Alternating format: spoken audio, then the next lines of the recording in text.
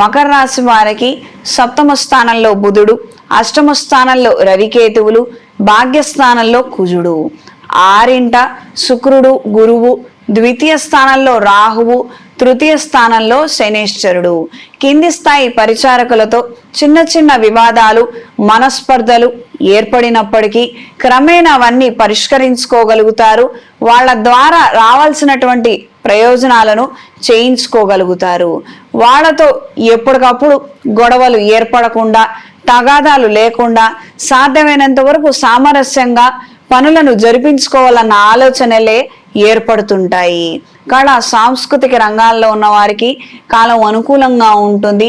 వైద్య వృత్తిలో ఉన్న వారికి మంచి అవకాశాలు లభిస్తాయి. వైద్య విద్య నేర్చుకోవాలనుకునే వారికి కూడా కాలం అనుకూలంగా ఉంటుంది. లాంగ్ టర్మ్ కోర్సులను తీసుకోగలుగుతారు.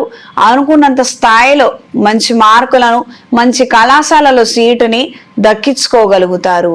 ప్రభుత్వ ఉద్యోగం కోసం చేసే ప్రయత్నాలలో స్వల్పమైనటువంటి ఇబ్బందులు ఏర్పడే అవకాశం ఉంది.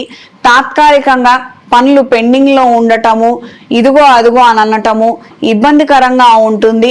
కానీ ప్రయోజనాలు మాత్రం సుస్పష్టంగా దక్కుతాయి అన్న ఒక హామీ అయితే లభించే అవకాశం ఉంటుంది. ఆర్థిక పురోగతి రీత్యా చెయ్యని పనులు కానీ, ప్రయత్నాలు కానీ ఏమి మిగిలి ఉండకపోవచ్చు. కుటుంబాన్ని ఎక్కువగా ఇబ్బంది పెట్టాను, కుటుంబానికి న్యాయం చేయలేకపోతున్నాను, నేనెక్కడో తప్పు పొరపాట్లు చేస్తున్నాను అన్న వేదన కొన్నిసార్లు ఇబ్బంది పెట్టే అవకాశం ఉంటుంది. ఈ వారం స్త్రీలకు గృహ నిర్మాణ సంబంధమైనటువంటి అంశాలలో మంచి ప్రయోజనాలను దక్కించుకోగలుగుతారు. అనుకున్న విధంగా ఇష్టానుసారంగా కొన్ని ఏర్పాట్లు చేసుకోగలుగుతారు. అవి అవసరం లేదు అని అనిపించినప్పటికీ మనసుకు నచ్చినటువంటి పనులు చేసుకోవాలి, కట్టుకునేది ఒక్కటేసారి కదా అన్న ఆలోచనలు ఎక్కువగా ఏర్పడతాయి. కళా సాంస్కృతిక రంగాల్లో ఉన్నవారికి కాలం అనుకూలంగా ఉంటుంది. విద్యావేత్తలకు కాలం అనుకూలంగా ఉంటుంది. సన్మానాలను, సత్కారాలను పొందగలుగుతారు.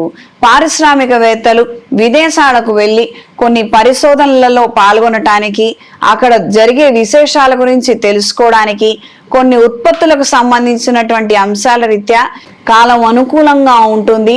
చేసే ప్రతి పనిలోనూ ప్రయోజనాలను దక్కించుకోగలుగుతారు. దూర ప్రయాణాలు, ఆకస్మిక ప్రయాణాలు కలిసి వస్తాయి. సంతానానికి సంబంధించి కొన్ని ముఖ్యమైన విషయాలలో టెన్షన్స్ ఏర్పడే అవకాశం ఉంటుంది. అవి కొద్ది కాలం మాత్రమే మిమ్మల్ని ఇబ్బంది పెడతాయి.